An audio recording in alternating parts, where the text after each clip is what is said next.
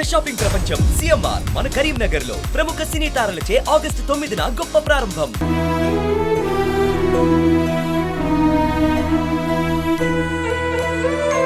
మీడియాకి లోపలికి వెళ్ళలేదు అండ్ నేను పర్సనల్గా రిక్వెస్ట్ చేశాను, కిడ్స్ ఎలా ఉన్నారో చూద్దామని.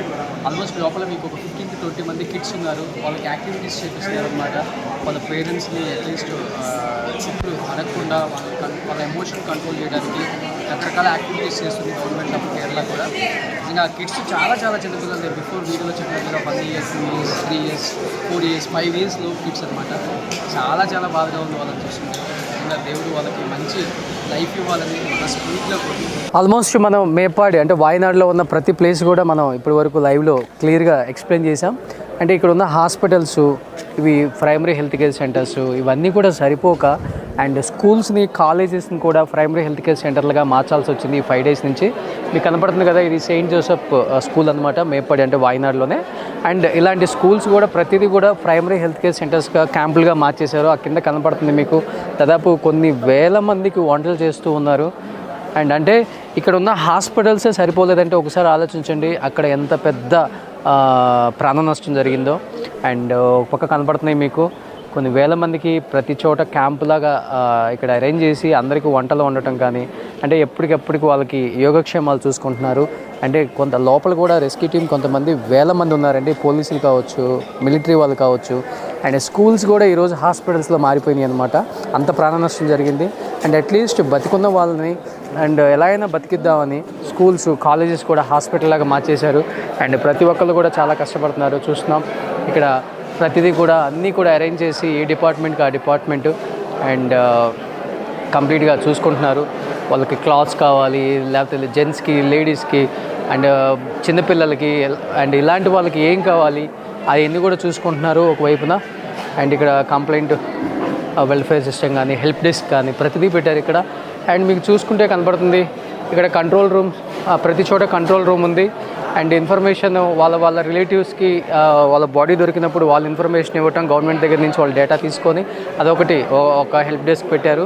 అండ్ ఇంకొంతమంది అయితే చిన్నపిల్లలు కొంతమంది ఇక్కడే ప్రాణాలతో ఉన్న వాళ్ళని అండ్ పోలీస్ డిపార్ట్మెంటు చాలా కష్టపడి ఆ రోజు లోపలికి ప్రాణం పోతుందని తెలిసి కూడా పోలీస్ డిపార్ట్మెంట్ వాళ్ళు కొంతమంది లోపలికి వెళ్ళారనమాట. ఎందుకంటే ఒక 7-8 హౌసెస్ మిగిలి ఉన్నాయి కదా, ఆ హౌసెస్లో ఎవరైనా బతికున్నారేమో అన్న ఒక ఉద్దేశంతో వెళ్లాల్సి వచ్చింది ఆ రోజు. నిజంగా ఆ రోజు వాళ్ళ పేరెంట్స్ ఆ వాటర్లో కొట్టుకుపోయి చిన్న పిల్లలు 1 year 6 months పిల్లలు కూడా ఆ ఇంట్లో మిగిలిపోయి ఏడుస్తూ ఉంటే ఆ ఆర్తనాదాలకి, ఆ సౌండ్స్కి చాలామంది కూడా గమనించి అక్కడ పసిపిల్లలు బతుకున్నారు అని తెలిసి పోలీస్ డిపార్ట్మెంట్ లోపలికి వెళ్ళి ఫారెస్ట్ మీదుగా ఈ కంప్లీట్గా ఇక్కడ కనపడుతుంది ఈ ఫారెస్ట్ మీదుగా వాళ్ళని బయటికి తీసుకొచ్చి వాళ్ళని ఇక్కడ పెట్టారండి. అండ్ వాళ్ళకి ఎప్పటికెప్పటికి ఏం కావాలో అన్నీ చూసుకుంటున్నారు. అండ్ అన్నీ కూడా కనపడుతున్నాయి మీకు, అన్నీ ఏమేం కావాలో అరేంజ్మెంట్స్ అన్నీ చేశారు ఇక్కడ.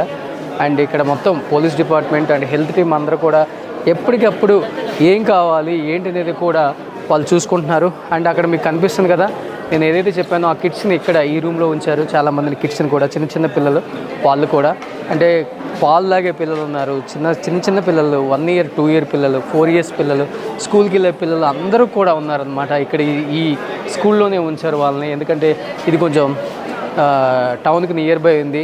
ఇమ్మీడియట్గా ఏదన్నా కావాలన్నా కానీ ఎమర్జెన్సీ ఇక్కడైతే బాగుంటుందని పిల్లల్ని అక్కడ కనపడుతుంది కదా, చిన్న పిల్లల్ని అక్కడ ఉంచారండి.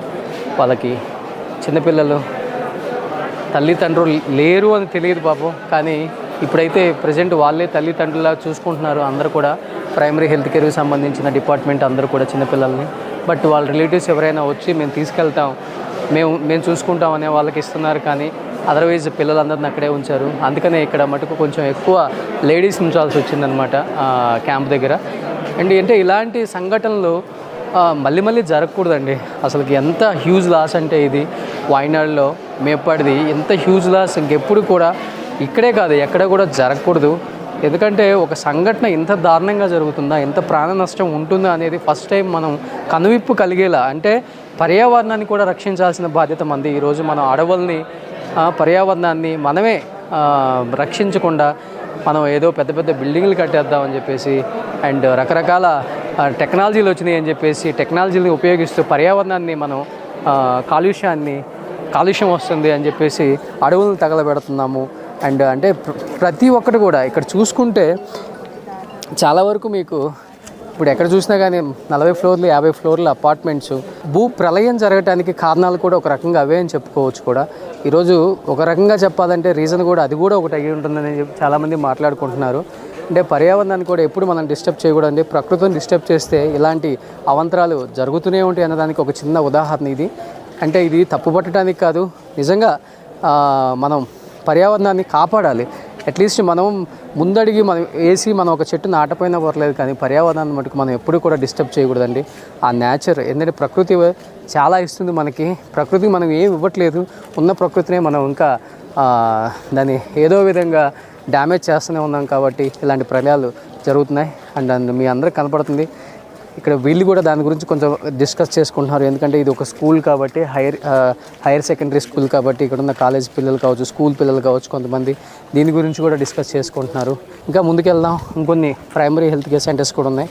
అంటే ప్రైమరీ హెల్త్ కేర్ సెంటర్స్ అన్నా కూడా ఏది సరిపోక కొన్ని పెద్ద పెద్ద ఇల్లులు, హోటల్స్ కూడా ఇక్కడ స్వచ్ఛందంగా ఇచ్చేసారనమాట. ఈ 1 వీక్ 10 డేస్ సింగిల్ రూపీ కూడా మాకేం ఇవ్వద్దు, వాడుకోండి అని చెప్పేసి చాలామంది వాలంటీర్గా ఇచ్చేశారు. అండ్ కొన్ని ఇంకా బాడీస్ కానీ లేకపోతే అలాంటి మటుకు అక్కడ ఉంచుతున్నారు. బతికున్న వాళ్ళని, చిన్నపిల్లల్ని, ఈ ఏజ్ పిల్లల్ని ఇక్కడ ఉంచారనమాట. ఇంకా ముందుకెళ్దాం. ఇంకా